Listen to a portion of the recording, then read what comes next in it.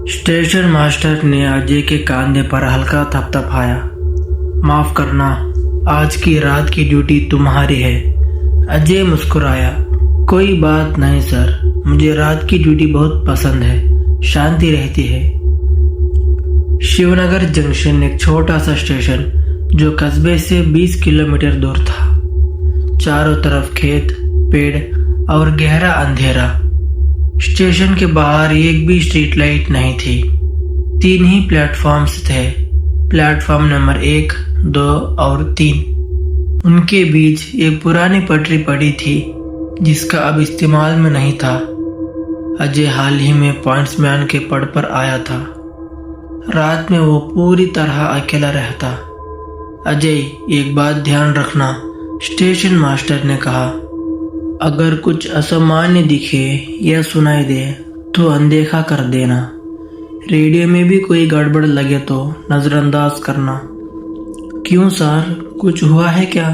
अजय ने पूछा। Station master ने बस इतना कहा, बस याद रखना, जितना हो सके ध्यान ना देना। ये कहकर वो चला गया। अजय अपने छोटे से कमरे में बैठ गया। एक मेज, एक कुर्सी, एक पुराना रेडियो, कुछ रजिस्टर और दीवार पर टिक टिक करती घड़ी। रात के 12 बज चुके थे। 12:47 पर एक एक्सप्रेस आनी थी। अजय बाहर गया, पटरियां और पॉइंट्स चेक किया। सब ठीक था। गाड़ी आई, रुकी और चली गई। तभी एक ठंडी हवा का झोंका आया। अजय ने पीछे मुड़कर देखा। प्लेटफॉर्म नंबर 3 बिल्कुल खाली था। फिर भी उसे लगा जैसे कोई उसे घूर रहा हो। वो जल्दी से कमरे में लौट आया और आराम करने लगा। घड़ी ने 1 बजाया। अगली गाड़ी सुबह 4:30 पर थी। तभी अचानक रेडियो में एक आवाज सुनाई दी, गाड़ी प्लेटफॉर्म की तरफ आ रही है। अजय चौंक गया। टाइम टेबल में तो ऐसी कोई गाड़ी थी ही नहीं। फिर रेडियो में आवाज आई, प्लेटफॉर्म नंबर। शब्द अधूरे रह गए। फिर आवाज आई 1:10 पर। रेडियो में एक अजीब सी सनसनी हुई और सिग्नल बंद हो गया। अजय का दिल जोर जोर से धड़कने लगा। कुछ सेकंड्स बाद फिर शोर हुआ, प्लेटफॉर्म नंबर 0। वो स्तब्ध रह गया। ऐसा कोई प्लेटफॉर्म था ही नहीं। उसने खिड़की से बाहर झांका, कुछ नहीं दिखा। फिर उसने पत्थरों पर कदमों की आहट सुनी, जैसे कई लोग चल रहे हो। अजय बाहर निकला। तीनों प्लेटफॉर्म्स बिल्कुल खाली थे, लेकिन आहट जारी थी। इसी बीच रेडियो में फिर स्टैटिक शोर शुरू हो गया। तभी दूर एक रोशनी दिखाई दी, जैसे कोई गाड़ी आ रही हो। उस पुरानी बेकार पड़ी पटरी से वो उस और बढ़ा। वहां एक अजीब जलने जैसे गंध फैली थी। अचानक बहुत पास से गाड़ी की सीटी बजी। उसने मुड़कर देखा, कुछ नहीं था। अब वो डर गया, कमरे में भाग कर गया और दरवाजा बंद कर लिया।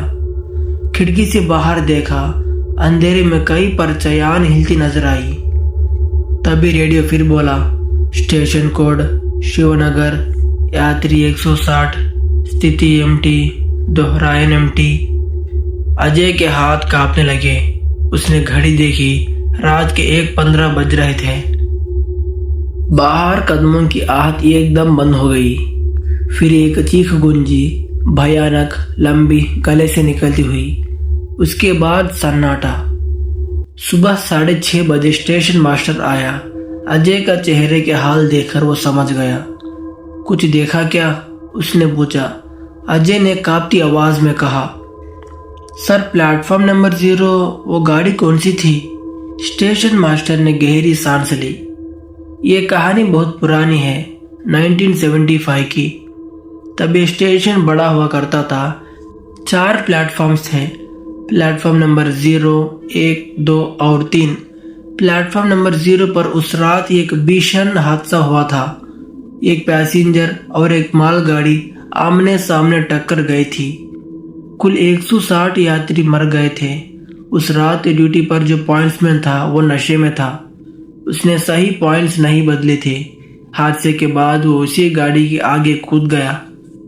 इसके बीच प्लेटफॉर्म 0 को हमेशा के लिए बंद कर दिया गया। पर वो गाड़ी आज भी? अजय ने पूछा। हर शनिवार रात 1:15 से लेकर 1:30 तक वो गाड़ी फिर आती है और रेडियो पर वही संदेश आता है। उन यात्रियों की आत्माएं अभी भी इंतजार करती है। अजय ने विरोध किया। यह सब अंधविश्वास है। ये साल 2026 है। पर उसकी आवाज में भरोसा नहीं था। स्टेशन मास्टर ने कहा, हर पॉइंट्समैन जिसने यहाँ रात की ड्यूटी की है उसने वो देखा है। कुछ तो पागल हो गए, कुछ ने नौकरी छोड़ दी और एक की तो उसी रात दिल का दौरा पड़ गया। अजय डर गया। मैं क्या करूं? बस उस वक्त कमरे में रहना, खिड़की बंद कर देना, रेडियो बंद कर देना। तुम कुछ मत सुनना, कुछ मत देखना। अगली शाम अजय रिकॉर्ड रूम गया और पुरानी फाइल्स खंगाली। 1975 की एक फाइल मिली। प्लेटफॉर्म 0 पर टक्कर, 160 हटाहट, पॉइंट्समैन रमेश आत्महत्या। उसमें एक काली सफेद तस्वीर भी थी।